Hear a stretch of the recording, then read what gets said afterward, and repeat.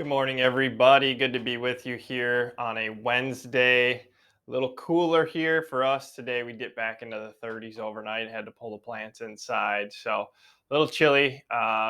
Should turn around. If you're new to the channel, Wednesdays I always like to do a little midweek mindset. Today, my youngest daughter turns 1.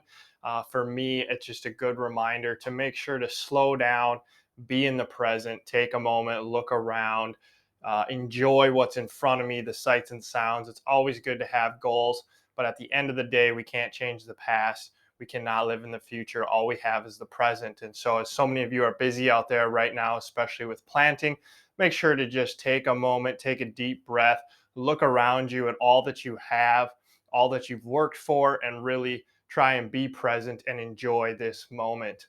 Going into the grain side of things, July corn right now down 10 and a half, beans down 9 and a half, July Chicago wheat down 7, KC wheat's up 6.5, Minneapolis is up 2.25. Midweek here, weather forecasts continue to be favorable or neutral. We've seen the planting pace come in well ahead of schedule, certainly bearish for this market.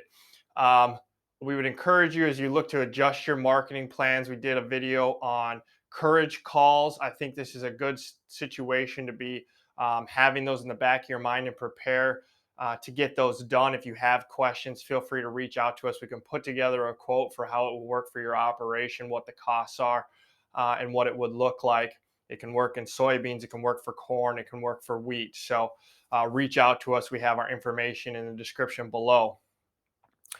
Midweek global price updates. Corn, no surprise. South America, really kind of the cheap offer. We get a little bit more competitive as you go out into the June and July months, but at this time, it's kind of South America's game.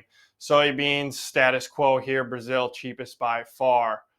Wheat, again, you got to look at Ukraine and Russia. No surprise, especially as you hear that the Kansas wheat crop's going to have one of the lowest average yields here in quite some time. So we do have that Black Sea grain deal coming up, expiring, I believe, tomorrow. All eyes will be on what the case is going to be there. But right now, your wheat market is really your bullish market out there. Couple charts in front of us. We've got November beans broke $12 for the first time since 2021. You can see as you look left, there's a lot of traffic in here. Brazil clearly has had the global demand. It's hard to get overly bearish at this point. I think overall market sentiment across the board as far as corn and soybeans is leaning a little too far negative. We've had a pretty big flush. So I wouldn't get too bearish at these levels. On the other hand, any rallies are considered counter trend at this point, and so you need to be ready to make some sales. And again, we'd encourage you to watch that courage call video for some more information. Same thing on corn. We're sitting right at $5. Prices we haven't seen since 2021. We have the entire growing season ahead of us, and like soybeans, we think that there's just so much bearish sentiment in here right now. But again, the trend is lower. Rallies are counter trend. They need to be sold into until things change. And again, that's why we like using calls for when or if the trend changes. We appreciate you guys being with us. Be sure to hit the thumbs up button if you're enjoying our content. Subscribe to the channel. If you haven't, turn on the notifications. There's a little bell icon so you can be notified when we post some new videos.